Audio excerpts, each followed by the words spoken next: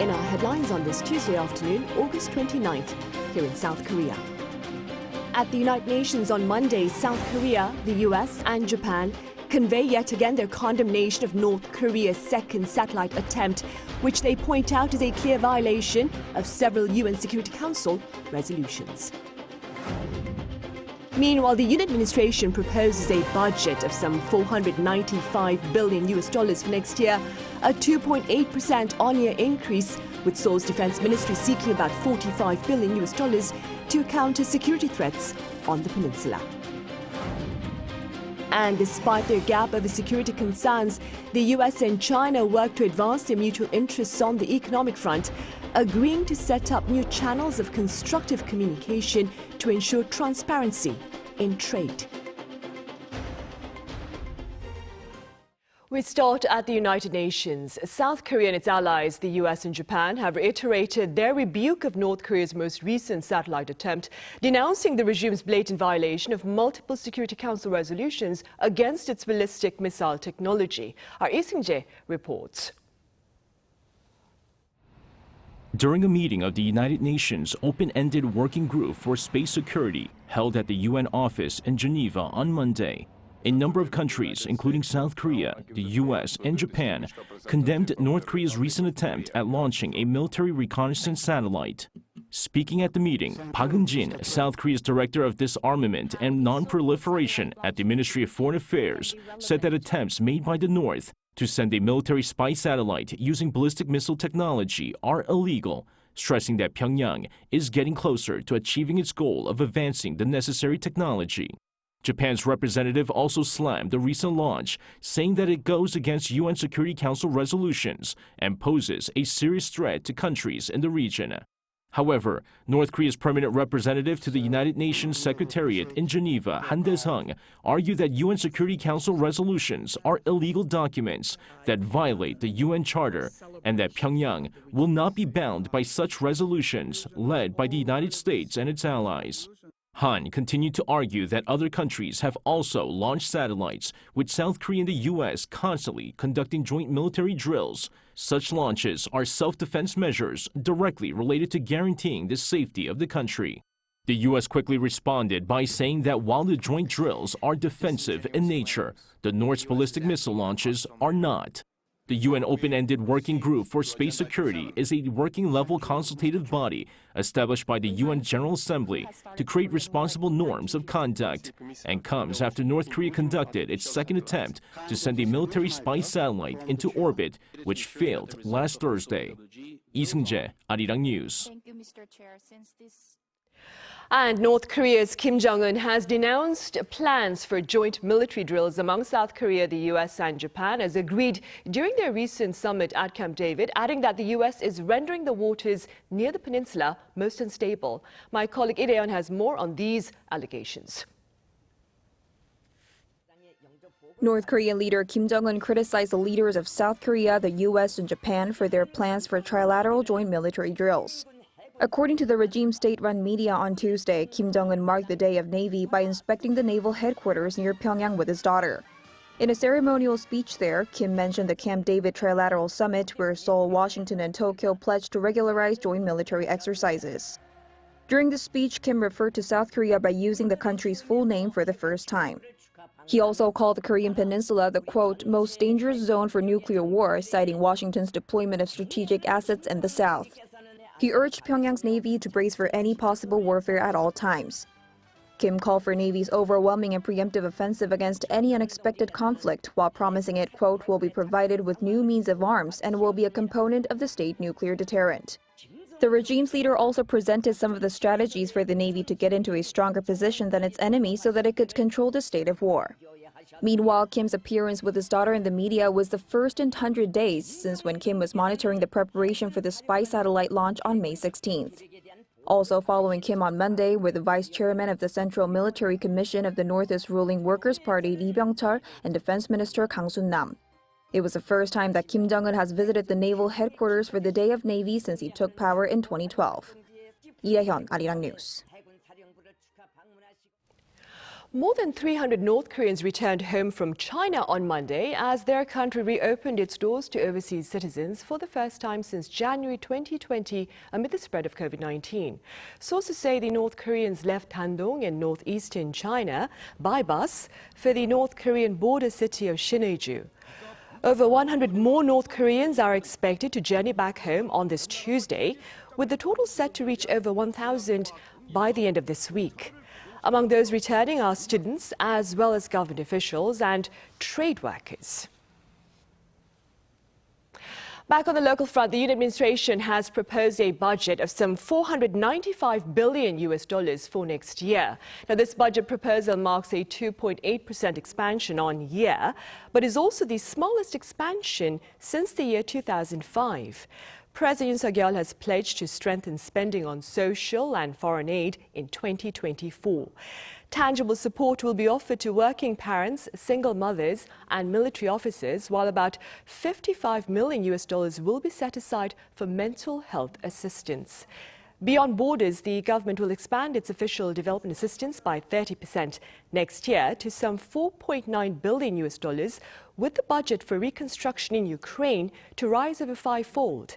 President Yoon has also promised to boost competitiveness and collaboration in future industries such as biotechnology and space. And staying with spending plans, the Yoon government is looking to expand its defense budget by 4.5% next year to better counter threats posed by North Korea. According to Seoul's Defense Ministry, a proposal of some $45 billion will be delivered to the National Assembly on Friday. The ministry plans to spend some $13.5 billion on arms purchases to bolster defense capabilities, which is a 5.2% rise on year. Also, $31 billion will be earmarked for military management, a 5.8% increase on year.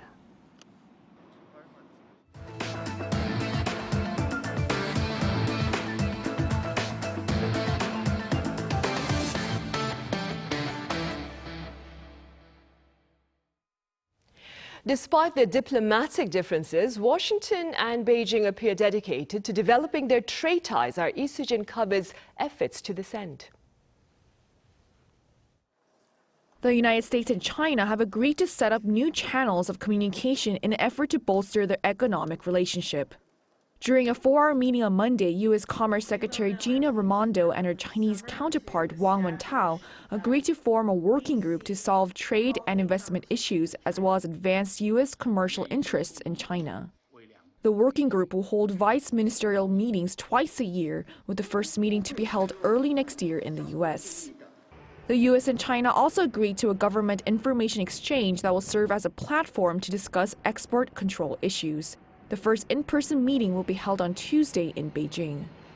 Raimondo emphasized that the information exchange will be for sharing more information about U.S. export restrictions on advanced technology and that the U.S. will not be compromising or negotiating on issues such as national security.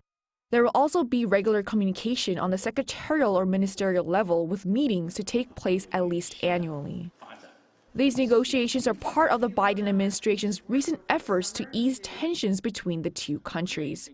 Raimondo is the latest to visit China after other senior U.S. officials such as Secretary of State Antony J. Blinken, Treasury Secretary Janet L. Yellen, and the president's climate envoy, John Kerry. Raimondo emphasized the importance of stable economic relations between the two nations. As you well know, our teams have worked over the summer to establish new information on this point. We seek healthy competition with China. Wang responded by saying that China is ready to make efforts to strengthen cooperation between U.S. and Chinese companies. Raimondo is scheduled to meet other key Chinese officials during the rest of the 4-day visit that will end on August 30th, and those meetings are expected to continue to focus on trade and transparency to improve ties between the world's top two economies. Isujin, Arirang News. In other news, France is pushing to put in place new prerequisites for EV subsidies, and EV makers here in Korea are much concerned. Our trade correspondent Moon Hye-yeon reports. South Korea's electric vehicle sector is on high alert as the French government looks to reform its EV tax credit incentives to benefit cars produced in Europe. According to industry insiders on Tuesday, the Korea International Trade Association and Korea Business Association Europe submitted a joint statement to the French government last Friday, expressing their concerns that the new proposed limitations could violate the free trade agreement between the two countries. The current draft of the new bill outlining subsidies for electric vehicle buyers in France is based on the carbon footprint of the entire life cycle of the vehicle, from manufacturing to transportation and beyond. EVs will be graded based on total carbon emissions produced, and if they don't meet a certain standard, then they will not be eligible for tax credits. As a result, it's likely that EVs produced outside of Europe, including South Korea, will not meet eligibility criteria owing to distance which needs to be covered to import the vehicles to France. Another issue raised by the KITA was that the carbon emission measurements set by the French authorities for shipments transported by sea were set at 10 times the average amount recognized globally. The agencies also demanded a detailed explanation regarding the use of recycled and bio-sourced materials contributing to 30% of the EV score. The new draft comes in response to the U.S. Inflation Reduction Act, with French President Emmanuel Macron reportedly saying that non-European industries would not be supported with French taxpayers' money. If the proposed bill is passed, it will be implemented next year, followed by a 6-month grace period. 문혜련, Arirang News. Korea and India may benefit the most from the rise in digital trade amid tensions between the U.S. and China and greater digitally consumed services. According to Bloomberg this past weekend, economists at Goldman Sachs believe countries that place priority on free flow of data and pursue deals that facilitate cross-border digital transactions are likely to jump ahead, while those with a protectionist or excessive national security-bent attitude may fall behind. They also reportedly claim the digital trade sector could be an important source of support for current accounts in Korea and India. Korea is witnessing high value-added exports to China undermined by Beijing's domestic replacement policy, while India faces a high import bill for equipment to build out its manufacturing base. Korea is marking a slowdown in new COVID-19 cases. According to the Korea Disease Control and Prevention Agency, Korea recorded 37,000 infections last week, down almost 9.5% from the week prior. The reproduction rate has also remained below 1 for 2 weeks in a row. The agency believes the downward trend will continue into September. Also, come Thursday, authorities will lower the infection category of COVID-19 from the current level 2 to level 4, the lowest for managing infectious diseases. Accordingly, almost all COVID-19 measures, including state support for testing, will come to an end. Prevention is better than cure, and these words of wisdom are also true for farmers seeking to keep their crops safe from viruses through the use of a kit that offers related results in fewer than 2 minutes. Our Yoon explains. These tomato leaves have dried up and started curling and have also turned yellow. Its stems have no strength and the fruit is damaged. It's been infected with the tomato spotted wilt virus. This farmer, who has been farming watermelons for over 10 years now, had a devastating experience last year. He almost lost all of his watermelons to the detrimental watermelon mosaic virus. But thanks to this virus diagnostic kit, it was possible to quickly check for the infection so that the soil could be disinfected in time to prevent further damage. There are many different kinds of viruses, but the watermelon mosaic virus is the most detrimental because once infected, it spreads into the soil and the virus doesn't go away, even with disinfection. Viral diseases that appear in horticulture crops transmit very quickly, and there is no treatment yet. This means early diagnosis is the most effective control measure. That's why the virus diagnosis kit developed and distributed by the Rural Development Administration plays a key role in farming.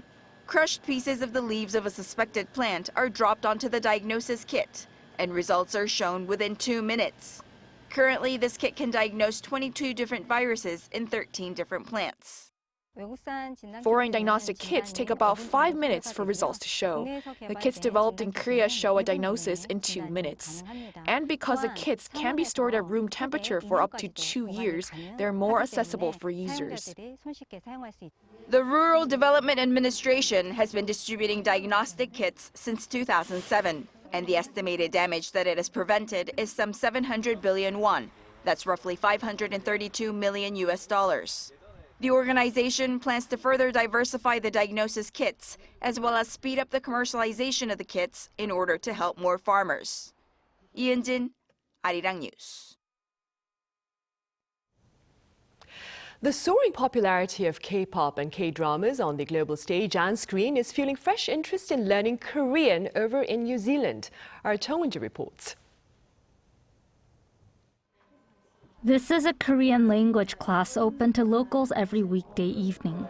People of various ages and occupations learn Korean here. Recently, Korean culture such as K-pop and Korean dramas has become popular in New Zealand, increasing interest in learning Korean. The number of applicants also surged this year at the Korean Education Center in New Zealand, which was established in 2012 and mainly provides education for locals. The number of students waiting to get into the Korean course is also increasing, with 286 applying for a course open for 170 people. Most of what motivates the students is their interest in K-dramas or K-pop. This expands to thinking, I like Korean culture, I want to know more about it. They want an effort to understand Korea is their primary interest. The recent interest in Korean is not limited to fans of the Korean wave. Interest in Korean classes is also rising within New Zealand's second-generation Korean immigrants. Until now, these people had primarily acquired English to adopt to the local community as immigrants. But with South Korea's position growing larger in the global community, more Koreans are trying to teach their children their native language properly. Parents didn't send their children to Korean schools at first because they thought learning to speak English was more important. But now that life is more stable and comfortable and South Korea's status has increased, immigrants and the 1.5 generations are more likely to send their children to learn Korean. My friends sometimes ask me how to say stuff in Korean. That didn't happen often when I was younger because K-pop wasn't very famous back then. Korean students may also learn about Korean culture and history at the language schools. The most important reason to learn this is because we're Korean, so it's important not to lose our culture, language, and art. As demand for learning Korean is increasing, New Zealand's Korean society is making efforts to expand support for those who want to learn about Korea's history and culture, as well as the Korean language. Jong-un, Arirang News.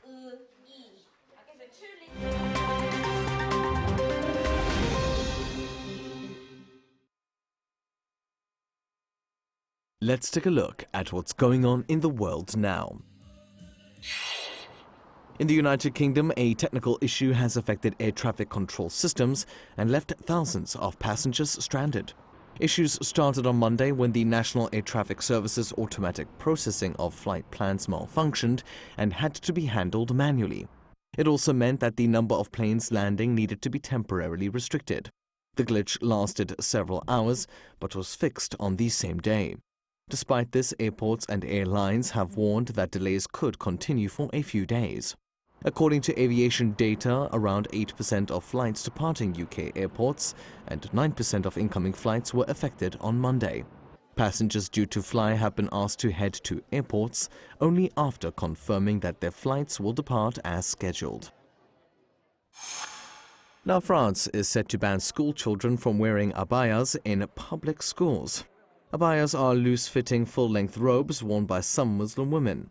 The government announced on Monday that they would be banned from September, the start of the next academic year. The ban drew applause from the country's right, but those on the left claim it violates Muslim women's rights, while opposition lawmakers have called it a new Islamophobic campaign. France has employed strict bans on religious symbols, such as large crosses in schools, since the 19th century. It says such symbols violate secular laws. In the United States, the opening of a roughly 200-year-old lead box at the military academy West Point ended in disappointment. The much-anticipated opening was live-streamed on Monday and attended by staff, students, and a panel of historians. But the box turned out to be empty, with nothing inside except some mud and silt. The mysterious box was discovered in May during the removal of a statue, leading experts to guess that it was a time capsule, put in place when the statue was erected in 1829. Its composition meant that historians were unable to scan the box's contents before its opening. The box's muddy contents will be analyzed for anything of value. And finally, crowds gathered at a UK pub on Monday to watch the World Gravy Wrestling Championships.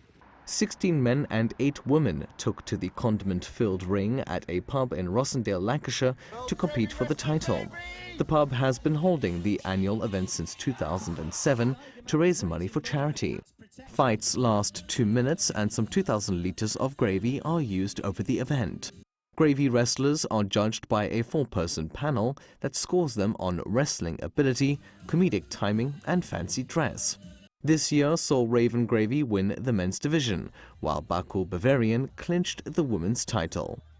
Matthew Ashley, Arirang News.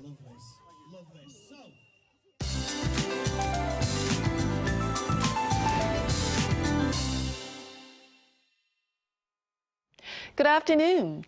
We need to brace for heavy rainfall today. Thick rain clouds will keep moving in from the west coast. Heavy rain will hammer down on central regions, dropping 30 millimeters an hour at times, but southern provinces will see heavy rainfall through tomorrow. And along with downpours, there will be thunderstorms and gusty winds. East of Jeollanam-do and west of Gyeongsang-nam-do provinces could see more than 150 millimeters of downpours. Nearby areas could see up to 120 millimeters, and the rain advisory could be issued to more regions as the day goes on. Top temperatures are hovering below 30 degrees Celsius this afternoon, similar to slightly lower than yesterday. Now, those in the south need to brace for on and off rain through the remainder of the week. Please keep an umbrella handy and stay safe out on the road. Meanwhile, central regions will see sunnier skies at the end of the week. That's Korea for you, and here's a look at the international weather conditions.